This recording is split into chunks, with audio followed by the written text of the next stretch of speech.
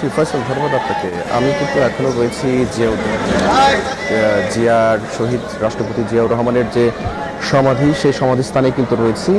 সকাল থেকে কিন্তু নেতাকর্মীরা বিভিন্ন জায়গা থেকে নেতাকর্মীরা মিছিল নিয়ে বিভিন্ন ব্যানারে কিন্তু আসছিলেন, এসে কিন্তু এই শহীদ জিয়ারের এই সমাধিতে কিন্তু তারা শ্রদ্ধা নিবেদন করেছেন এবং বেলা 10টার দিকে কিন্তু তাদের যে মূল আনুষ্ঠানিক যে কার্যক্রম সেটি কিন্তু শুরু হয় এবং স্থায়ী কমিটির বিভিন্ন নেতা নেতৃবৃন্দ সহ এবং বিএনপির মহাসচিব মির্জা ফখরুল ইসলাম আলমগীর সহ সকল স্থায়ী কমিটির যেসব নেতাকর্মীরা রয়েছেন তারা এসেছিলেন, এসে কিন্তু এই শহীদ জিয়ার সমাধিতে তারা শ্রদ্ধা নিবেদন করেছেন এবং তার আত্মার মাগফিরাত কামনা করেছেন। এবং পাশাপাশি ঢাকাস্থ বিভিন্ন পেশাজীবী যে সকল শ্রমিক সংগঠন আছে সেই সংগঠনের ব্যানারেও কিন্তু আমরা দেখেছি যে অনেক নেতাকর্মী তারা এসেছেন, এসে সকাল থেকে একটু উৎসবমুখর পরিবেশে তারা এই সমাধিতে তারা শ্রদ্ধা নিবেদন করেছেন এবং শহীদ রাষ্ট্রপতি জিয়াউর রহমানের আত্মার মাগফিরাত তারা কামনা করেছেন। এবং তার এই ধারাবাহিকতায় কিন্তু এখনও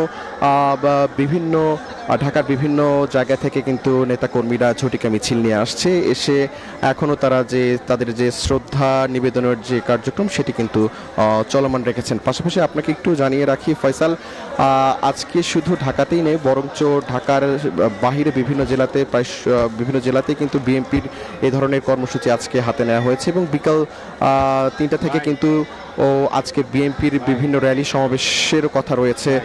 এবং এখন কিন্তু আমরা দেখতে পাচ্ছি যে বৈষম্য বিরোধী আন্দোলনের যে ব্যানারে, সেই ব্যানারে নেতাকর্মীরা তারা কিন্তু এসে কিন্তু এই সমাধিতে তারা শ্রদ্ধা নিবেদন করছেন এবং তাদের যে চাওয়া পাওয়ার কথা আমরা শুনছিলাম। আসলে সকাল থেকে যেসব নেতাকর্মীরা এসছেন তারা বলছিলেন যে গণ অভ্যুত্থানের পরবর্তী সময়ে দীর্ঘ 17 বছর পর তারা এই যে বিপ্লব সংহতি দিবস, সেই বিপ্লব সংহতি দিবস মুক্ত একটি পরিবেশে নিশ্চিন্তে তারা উদযাপন করতে পেরেছেন এবং সেজন্য কিন্তু তারা বেশ উচ্ছ্বাস, আনন্দ এবং কৃতজ্ঞতা প্রকাশ করেছেন। তো ফয়সাল, এই ছিল আমার কাছে এখান থেকে সর্বশেষ। আমাদের সঙ্গে আজকের এই বিপ্লব সংহতি দিবসের সর্বশেষ খবর জানাতে যুক্ত হচ্ছেন আরেক সহকর্মী। আমরা চলে যাচ্ছি সরাসরি সেখানে।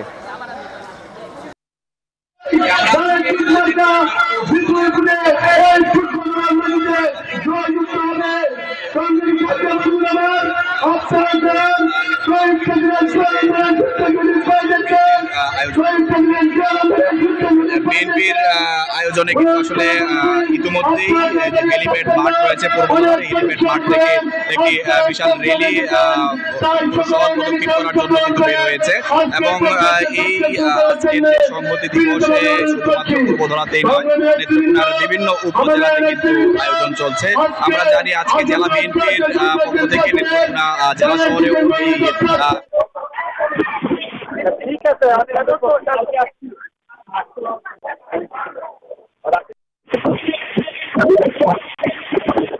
বলে যে আসলে আজকের বিপ্লব সংহতি দিবসের পাশাপাশি কিন্তু যারা আসলে মনোনীত হয়েছিলেন নেত্রকোনার 5টি আসনে তারা কিন্তু প্রত্যেকটি উপজেলায় প্রত্যেকটি আসনে এলাকা ভিত্তিক এই আয়োজন করছেন। এই বিপ্লব সংহতি দিবসের পাশাপাশি অন্যান্য যে নির্বাচনী প্রচারণা রয়েছে সেই প্রচারণাগুলো কিন্তু আসলে এই বিপ্লব দিবসের মাধ্যমে করছেন। বিশেষ করে প্রত্যেকটি উপজেলা শহরে কিন্তু শোভাযাত্রা মানে র্যালির আয়োজন করা হয়েছে। মিছিল শেষ করে কিন্তু আমরাও এই নেত্রকোনার পূর্বধলা উপজেলার যে হেলিপ্যাড মাঠ রয়েছে সেখানে কিন্তু এসে তারা আবারও একত্রিত হবে।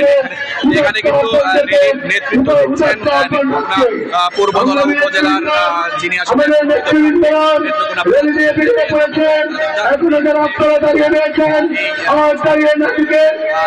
এই মিছিল ছাড়াও কিন্তু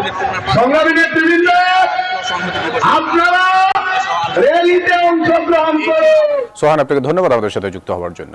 এক্সট্রিম মশার কয়েল প্ল্যান্ট ফাইবার দিয়ে তৈরি, তাই সহজে ভাঙে না, সুগন্ধিযুক্ত ও নিরবিচ্ছিন্নভাবে জ্বলে। ডেঙ্গু, চিকুনগুনিয়া বাহি সহ যে কোনো মশার বিরুদ্ধে দেয় এক্সট্রিম সুরক্ষা।